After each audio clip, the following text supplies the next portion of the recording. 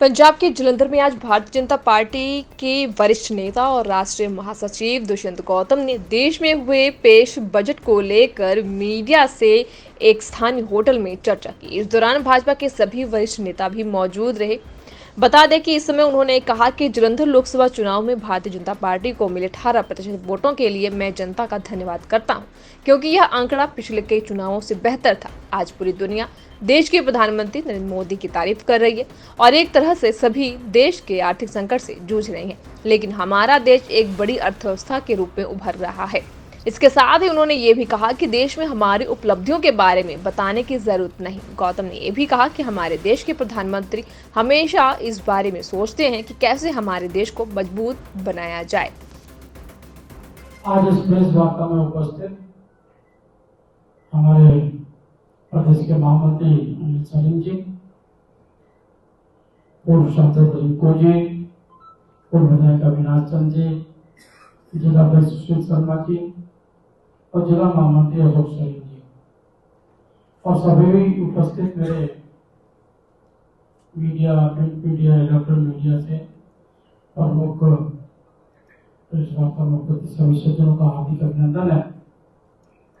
आज की ये प्रेस वार्ता, इसमें आपको मालूम है हमारे जैसे प्रधानमंत्री द्वारा तीसरे टर्म के 11वीं बजट जो प्रस्तुत किया गया है उसके लिए प्रेस वार्ता की गई है। पूरे देश में 900 जगह ये प्रेस वार्ता हो रही है कि जनमानस को मालूम पड़ना चाहिए कि ये बजट पेश हुआ है, इस बजट के दूरगामी परिणाम क्या होंगे।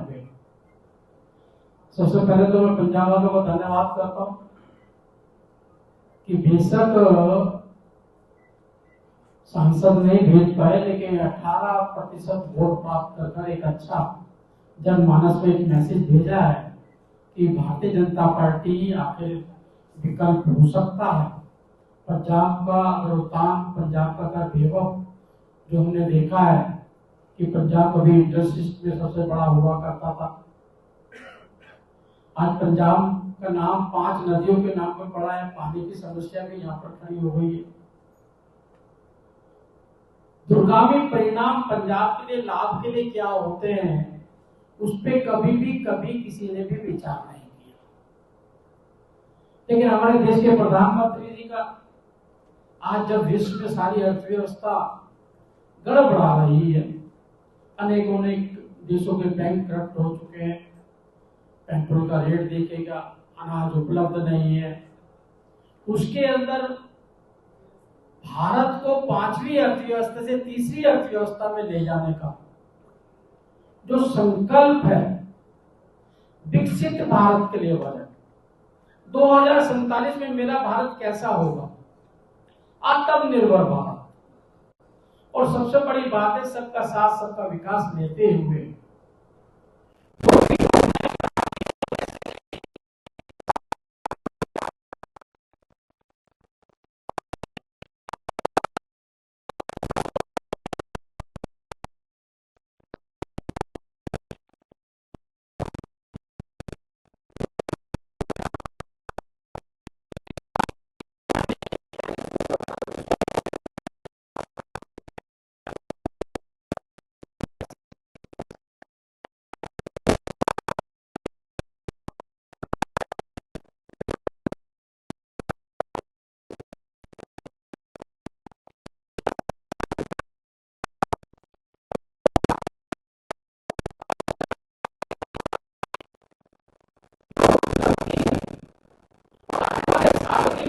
प्रधानमंत्री बार-बार इस बात को कहते, पहले जो हुआ करता था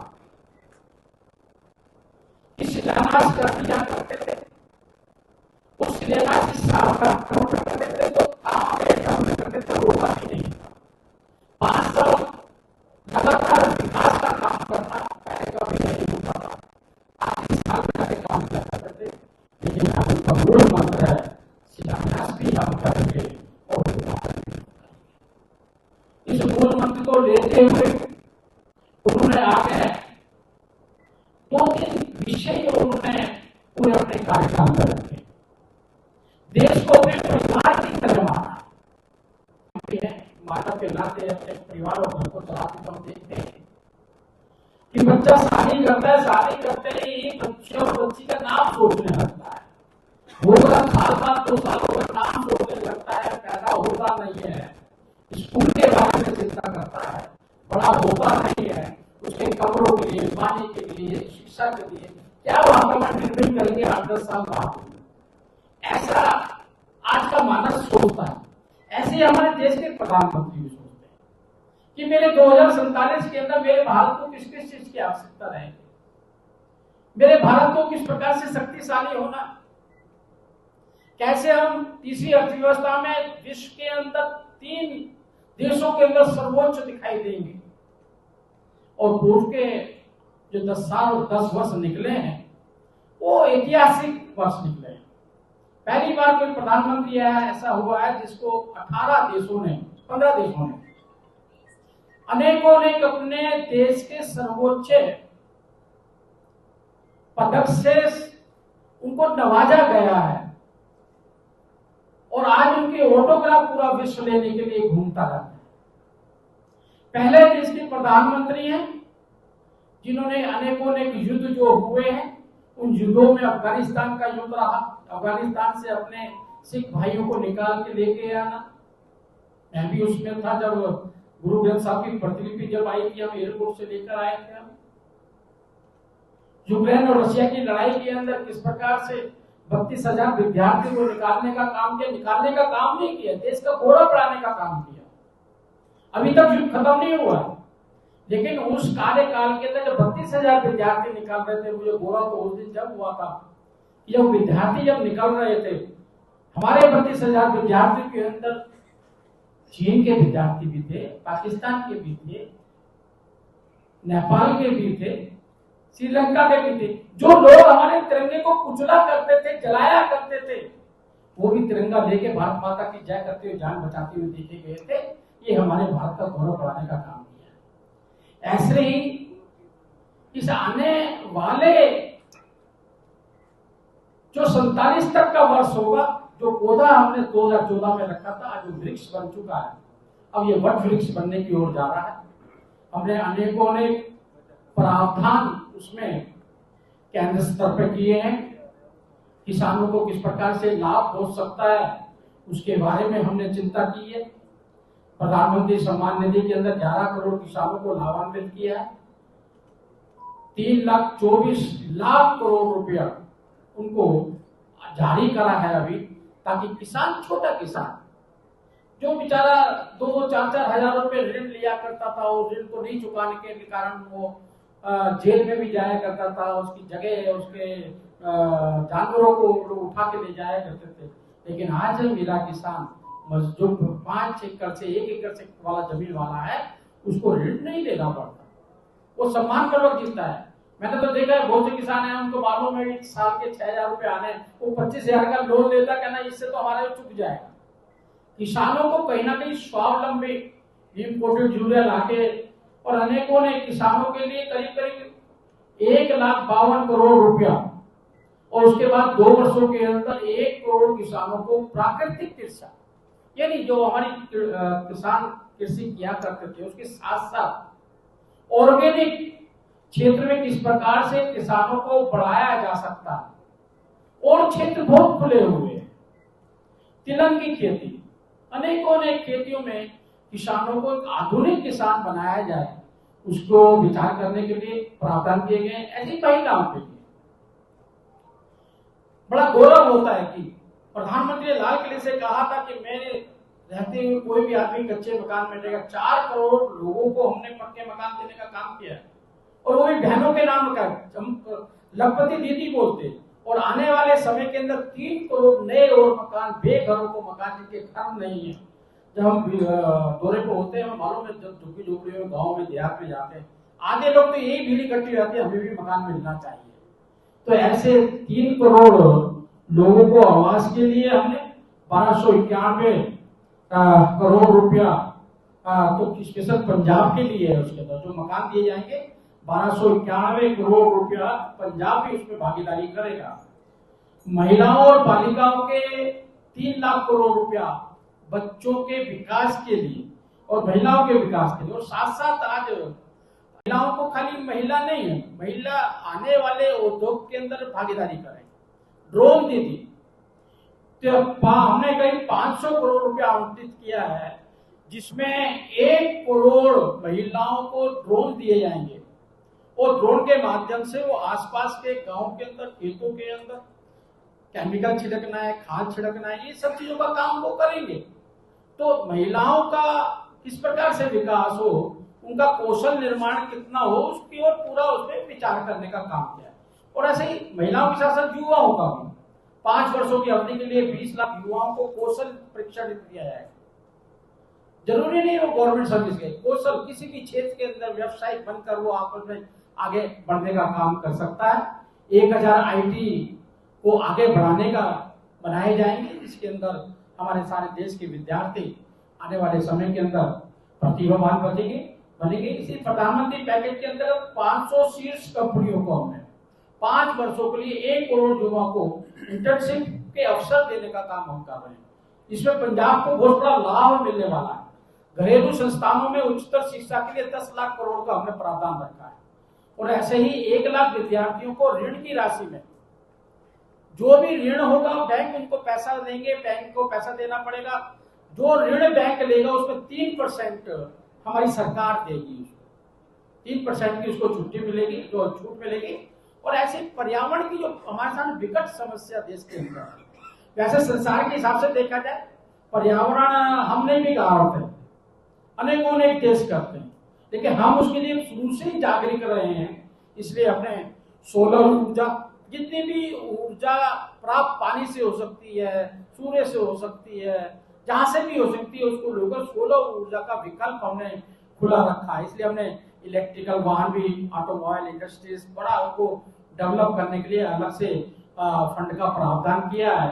और सोलर ऊर्जा से हमने बिजली का ऐसा, जो आजकल एक नई नीति चली है झूठ बोलना और राजनीति करना, हमने गरीब लोगों को सोलर पैनल के लगाने के लिए उनको बिजली फ्री नहीं मिलेगी, बल्कि वो गरीब आदमी सोलर के द्वारा अपनी बिजली तो इस्तेमाल करेगा, 1000-2000 रुपए उसको फालतू जो होगी उसको बेच के अभी अपना काम चला सकता है। ऐसे ही पूरे देश का विकास, पूरे देश का विकास। आजकल बड़ा दुख का विषय है कि विपक्ष है पार्लियामेंट में बहस नहीं करता है, पार्लियामेंट में चर्चा नहीं करता है, बाहर आकर अलग नैरेटिव सेट करने का काम कर रहा है। अब नीति आयोग में जाना चाहिए था, नीति आयोग में बोलना चाहिए था, बताना चाहिए मेरे पंजाब के लिए ये चाहिए, मेरे पंजाब के लिए ये करना चाहिए। कुछ नहीं करना है। झूठ की राजनीति से हम आगे बढ़ रहे तो करने की जरूरत ही क्या है। एक प्रयोग झूठ की राजनीति का इस चुनाव में किया गया, जिसको बहुत सक्सेसफुल मान रहे हैं कि संविधान बदल देंगे, आरक्षण खत्म कर देंगे। इस प्रकार का जो मन गढ़ंत जो प्रयास किया गया, वो प्रयास के माध्यम से कभी किसानों को गुमराह करेंगे, कभी किसी को गुमराह करेंगे। तो पार्लियामेंट में नहीं बोलेंगे, विधानसभा में नहीं बोलेंगे, बाहर जाके मीडिया के सामने बोलना और अपने आप को हाईलाइट करना।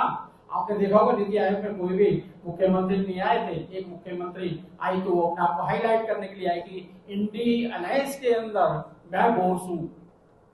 उसने उसका बहिष्कार तो करना था, सबको मालूम था, और बहिष्कार करके अपना को ही दिखाने का है कि आज की तारीख में मैं ही हूं, बाकी तो सब बाहर है मेरे से।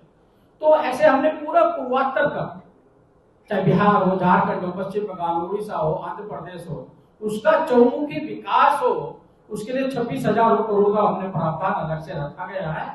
विद्युत परियोजनाएं, अनेकों अनेक योजनाएं पूरे देश में, 21,400 करोड़ रुपया उसके लिए रखा गया है। एक औद्योगिक गलियारा हम बना रहे हैं, उसमें पूरे देश को लाभ होने वाला है। जो औद्योगिक गलियारा होगा उसके 1 किलोमीटर के दायरे के अंदर आसपास में इंडस्ट्रीज लगेंगी, जो इंडस्ट्रीज लगेंगी, रोड बनेगा, वहाँ स्कूल बनेंगे, वहाँ डिस्पेंसरी बनेंगी, वहाँ मजदूर के लिए रहने के लिए मकान मिलेंगे। तो सभी के लिए वो औद्योगिक गलियारे के माध्यम से पूरा देश का बहुत बड़ा विकास हमको होने वाला है। इसी प्रकार से हमने पूर्वोत्तर क्षेत्र के लिए भारतीय डाक भुगतान बैंक की 100 से अधिक शाखाएं हम खोलने जा रहे हैं। एमएसएमई के माध्यम से हमने प्रत्येक आवेदक को 100 करोड़ रुपए तक का गारंटी कवर दे रहे हैं। छोटे छोटे रोजगार, छोटे छोटे व्यापारी अपने अलग से स्वयं से अपने रोजगारों को खड़ा कर सकते हैं। और उनका मुद्रा ऋण जो पहले हम 10 लाख दिया करते थे उसको बढ़ाकर हमने 20 लाख करने का काम किया है। ऐसे बाढ़ प्रभावित राज्य है, विशेषकर उनकी तरफ ध्यान ये नहीं कि वो अपने जो गति से विकास कर रहे हैं उसमें एकदम उनको आपदा आ जाती है। ऐसे हमारे, मैं उत्तराखंड का भी प्रभारी हूँ, अभी 1100 करोड़ रुपया उस पहाड़ी क्षेत्रों के, हिमालय क्षेत्र के लिए रखा गया है, ऐसे बाढ़ पीड़ितों के लिए भी रखा गया है। अंतरिक्ष में देश के प्रधानमंत्री जी ने आजादी के बाद और आजादी के बाद अब तक भी चंद्रयान, चांद पर ऐसी जगह चंद्रयान को भेजना कोई नहीं भेज पाया, उसमें और प्रगति कैसे हो और उसका हमारे दैनिक जीवन में क्या क्या लाभ मिल सकते हैं, उसके लिए भी 5 गुना उसका हमने व्यवस्था की है। 100 बड़े शहरों के अंदर जल आपूर्ति, सीवेज सिस्टम, आपने देखा होगा अभी कल दिल्ली में घटना घटी है। ऐसी सरकार है जिसने इस साल सीवेज साफ ही नहीं किए, नाले साफ ही नहीं किए। उनका प्रावधान कैसे उसको इस्तेमाल करने की इच्छा शक्ति ही नहीं है। 100 बड़े शहरों के लिए हमने जल आपूर्ति, सीवेज उपचार का काम करने के जा रहे हैं। और सबसे बड़ी बात तो है जिसको जीएसटी को बड़ा ये कलंकित करते थे, उल्टा सीधा बोलते थे, आज जीएसटी से जो पैसा राज्यों को मिल रहा है और जीएसटी से टैक्स के साथ साथ जो सुविधा ट्रेडर्स को मिली है, आप देखते होंगे पहले हर बॉर्डर के ऊपर अनेक ट्रक खड़े होते थे, अनेक पता किस प्रकार के पैसे का लेन देन किया करते थे। आज कोई भी ऐसी समस्या नहीं रहती है। तो मुझे लगता है कि इसके अंदर हमने बहुत बड़ी आगे भी हम विजय प्राप्त करने वाले हैं। साथ साथ टैक्स से संबंधित अनेक चीजें जो आप हमारा मीडियम क्लास के लिए वोट करते हैं, आज मीडियम क्लास को 17,500 रुपए का फायदा हो रहा है। हमने स्लैब बनाया नया 3 लाख रुपए तक शून्य, 3 से 7 तक 5% और 7 से 10 तक का, इसको अगर देखेंगे तो उसमें करीब 17,500 रुपए का लाभ हो रहा है। और अलग अलग क्षेत्रों में जो हमने प्रावधान किए हैं, परिवहन के लिए हमने 5,44,128 करोड़ रुपया रखा है। ऐसे सुरक्षा के लिए हमने 4,54,773 करोड़ रुपया रखा है। आपने देखा होगा उसका सबसे ज्यादा भाग तो पंजाब में भी लगने वाला है, बॉर्डर क्षेत्र है और बॉर्डर को कैसे सुरक्षित रखा जाता है। और ये नहीं है, अब से पहले का 2014 से पहले का भारत देखें, मुझे ध्यान है कि एंटोनी की स्टेटमेंट में देखा करता था, वो कहते हैं हम पे गोलियां खरीदने के लिए पैसे नहीं है। छोटी छोटी चीजें भी अपने फौजियों के लिए हमें बाहर से मंगानी पड़ती, बुलेट प्रूफ जैकेट नहीं थी और वन पेंसिल के पैसे देने के लिए नहीं थे। लेकिन आज मुझे इस बात को गौरव होता है, इस बात का बताते हैं कि प्रधानमंत्री आजादी के बाद लाल किले से जो उनको 31 तोपों की सलामी दी गई थी, वो मेरे देश की बनी हुई पहली तोप थी, जो अब 2014 के बाद देश के प्रधानमंत्री द्वारा सैनिकों को और सैनिक के संसाधनों को किस प्रकार से मजबूत करने का काम किया गया है, उसके लिए भी अलग से 4,54,773 करोड़ का प्रावधान किया है। ऐसे ग्रामीण विकास, गांव कोई भी नव संसाधनों से वंचित ना रहे, जो भी नई आधुनिक चीजें हैं गांवों को भी मिलनी चाहिए, उसके लिए अलग से हमने 2,65,808 करोड़ का प्रावधान किया है। तो मैंने बताया वन रैंक वन पेंशन और अनेक पेंशन का प्रावधान चल रहा है। अभी उसके अंदर अभी हमने 2,43,296 करोड़ का किया है। वो कृषि का जो मैंने आपको टोटल बताया उसके लिए हमने 1,51,851 करोड़ का किया है। शिक्षा, आधुनिक शिक्षा होनी चाहिए, नई शिक्षा, जिससे हमारा इतिहास मालूम पड़ना चाहिए। हम कहाँ थे, अभी हमने नालंदा यूनिवर्सिटी पुनः निर्मित करके बताया है कि आने और पहले विश्व के लोग यहाँ पे शिक्षा लेने आया करते थे। बीच का काल कैसे गया है, हम तो पढ़ने के लिए जा रहे, जापान शिक्षा ग्रहण किया करते थे। उसके लिए अलग से शिक्षा के लिए 1,25,638 करोड़ का प्रावधान किया गया है। आईटी और दूरसंचार, आपने देखा होगा भारत ने बहुत बड़ी छलांग लगाई है। डिजिटल के अंदर भी आप देखेंगे, दूरसंचार मोबाइल के मैन्युफैक्चरिंग में भी आप देखें इसको, और आगे किस प्रकार से आधुनिक जीवन के अंदर हम विश्व के अंदर कितना अच्छा भागीदारी कर सकते हैं, इसके लिए 1,16,342 करोड़। और स्वास्थ्य सेवाएं, और स्वास्थ्य सेवा में आप देखते हैं भारतीय जनता पार्टी ने के शासन आने के बाद में मोदी जी के नेतृत्व में हमने 5 लाख का आयुष्मान कार्ड पूरे देश को, गरीबी से रेखा के नीचे रहने वाले 10 करोड़ परिवारों को, मतलब 50-55 करोड़ नागरिक उसकी सुविधा लेते हैं। जैसे अमीर आदमी अपना इलाज करा लेता है कार्ड से, प्राइवेट होता है, ऐसा हमारा गरीब भी करा सकता है। लेकिन बड़ा दुख तो जब होता है जब योजना हमारी होती है, देश के प्रधानमंत्री के लिए अपना नाम लिख दिया जाता है, वो सिर्फ दिल्ली के अंदर आम पार्टी है, वो तो उसको लागू ही नहीं करती है कि मोदी जी का नाम आ जाएगा। ये उनका गरीबियों के प्रति हितैषी होने का पर्दाफाश होता है। तो उसके स्वास्थ्य के लिए गए, ऊर्जा के लिए हमने 68,769 करोड़ रुपया रखा है, सामाजिक कल्याण के लिए 56,501 करोड़ रुपया, और व्यापार उद्योग छोटे लोगों को आगे बढ़ाना, उसके लिए हमें 47,559 करोड़ रुपया रखा गया है। और उसी प्रकार से करीब करीब जो बॉर्डर सुरक्षा के अंदर है, उसके अंदर 30% तो हमें सीधा सीधा पंजाब को उसका लाभ होने वाला है। और ऐसे ही केंद्र द्वारा बजट 2024 में पंजाब के लिए रेल इंफ्रास्ट्रक्चर के लिए 5,147 करोड़ रुपया 30 रेलवे स्टेशन का रिनोवेशन के साथ साथ नवीकरण के साथ साथ सारा का सारा कुछ इतना अलग से प्रावधान करने का काम हमने किया है। और उसके साथ साथ किसानों के लिए सब खेती को किसान के लिए किया गया 598 करोड़ रुपया। इको फ्रेंडली एग्रीकल्चर को किस प्रकार से और आगे उन्नत किया जाता है, इसका प्रावधान हमने किया है। पंजाब सहित सारे देश को 10,000 आवश्यकता आधारित जैव आदान संसाधन बायो इनपुट रिसोर्सेज सेंटर स्थापित किए जाएंगे। घरेलू संस्थानों के लिए 10 लाख तक के ऋण हेतु एक वित्तीय सहायता प्रदान की जाएगी। पंजाब के छात्र भी उसमें सारे सम्मिलित हैं। देश भर के 400 जिलों में खरीफ की डिजिटल फसल सर्वेक्षण किया जाएगा। 6 करोड़ किसानों को जमीन का ब्यूरो की रजिस्ट्री कि उसका शोर कैसा है, उसकी स्थिति कैसी है, सारा का सारा उनका लाभ मिलने वाला है। और उसके साथ साथ पंजाब सहित देश के किसानों को खेती बाड़ी के लिए 32 कृषि बागवानी फसलों में नई 109 उच्च पैदावार वाली फसलें, जलवायु अनुकूलता, सरसों, मूंगफली, तिल, सोयाबीन, सूरजमुखी जैसी तिलहनों के लिए आत्मनिर्भर हम किस प्रकार से बन सकते हैं, इसका बहुत बड़ा ध्यान देने का हमने काम किया है।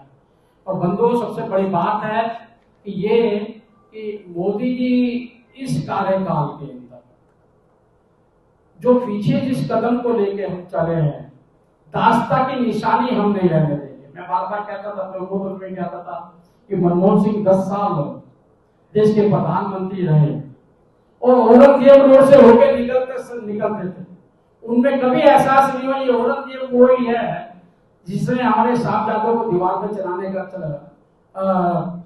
चिनवाने का काम किया गया। ऐसी गैरत कोई भी नहीं। आज हमने देश के अंदर जो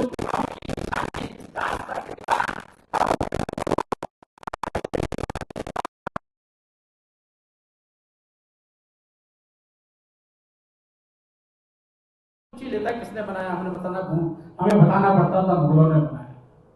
वो पूछता था मुगल कौन है, तुमने क्यों नहीं बनाया? 75 साल से हम गुलाम रहे उनके।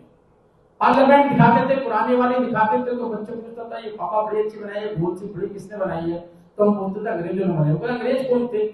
शासन तो हमारा था, अंग्रेजों के गुलाम रहे। ऐसी निशानियां जो बताती हो हमारे बच्चों को कि हम गुलाम रहे हैं और ये सब गुलामों ने बनाई है, ऐसी निशानियों को मिटाकर आपने देखा होगा अपने नए रूप में आपने वीर बाल दिवस का भी एक रूप देखा है। आज हमने किस प्रकार से पंजाब के लिए करतारपुर कॉरिडोर खोलने का काम भी किया है, अनेक प्रावधान हमने किए हैं। तो ये बजट जो है, बजट एक विकसित भारत के लिए है, एक गौरवशाली भारत के लिए है, एक ऐसे भारत के लिए जिसमें आदमी गौरव और स्वाभिमान से जी सकेगा। ये बजट इस प्रकार से पेश किया गया है। अभी नीति आयोग की बैठक चल रही है, तो उसमें कोई गया नहीं है, अपनी बात रखना नहीं चाहते, बढ़ाने नहीं चाहते। जिस प्रकार से पंजाब के अंदर आज चल रहा है, आप चारों तरफ देखेंगे तो पंजाब के अंदर खाली एडवर्टाइजमेंट। और मुझे लगता है एक 15-20 दिन के अंदर तो ऐसा हो गया गवर्नमेंट हॉस्पिटल, प्राइवेट हॉस्पिटल बंद होने वाले लग रहे हैं कि उनके जो छोटे छोटे खोले हैं उनके तो इतना बढ़िया इलाज हो रहा है। दिल्ली में देखा है कितना बड़ा भ्रष्टाचार, डेली जो बंद पड़ा हुआ है, कूड़ा पड़ा हुआ है, जिसके अंदर ढोर गधे कुत्ते घूमते रहते हैं, उसमें भी 1000 लोगों को चेक किया ही दिखाया जाता है, दवाइयां दी जाती है। इतना बड़ा घोटाला करने का काम किया गया है। ऐसे ही अनेक चीजें ऐसी हैं जिनके बारे में और भी कहा जा सकता है। मैं यही आपके मध्य में कहने के लिए आया हूँ, एक उन्नत भारत, एक विकसित भारत, 2047 का भारत, आत्मनिर्भर भारत, एक भारत के निर्माण के लिए ये बजट बहुत बड़ा सहयोग करेगा। विपक्ष भी इसमें नीति आयोग में इन्वाइट किए गए थे, आगे भी पार्लियामेंट में अपनी बात को रख सकते हैं, चर्चाएं चल रही है, लेकिन कोई कुछ नहीं करेगा। लेकिन मोदी जी के नेतृत्व में देश ऐसे ही विकास करता रहेगा और आगे बढ़ता रहेगा। और आपने हमारे सभी बच्चों के लिए एक सुरक्षित वातावरण, आतंकवाद विरोधी वातावरण, ऐसा वातावरण जिसमें खुशहाल जी सके, ऐसा वातावरण जिसके अंदर इन्वायरमेंट भी अच्छी हो, जिसके ऐसा वातावरण देने का काम मोदी जी का संकल्प है। और बहुत धन्यवाद। सर, एक बहुत अहम बात योजना की उसमें मैनिपुलेशन हो रहा है, जिन लोगों की प्रॉपर्टीज है, तो ये बताया जा रहा है कि उन्होंने भी ये लाभ उठाया है। देखिएगा, हर चीज के काम में कुछ ना कुछ ऐसे लोग तो बैठे हैं जो राजीव गांधी का आका करते 100 रुपए भेजते तो 15 रुपए पहुंचते हैं, 85 रुपए खाने वाले खत्म नहीं हुए अभी। वो कांग्रेस का कल्चर चल रहा है अभी। ऑडिट भी होता है, पकड़े जाते हैं, उस पर सबका प्रावधान भी किया है।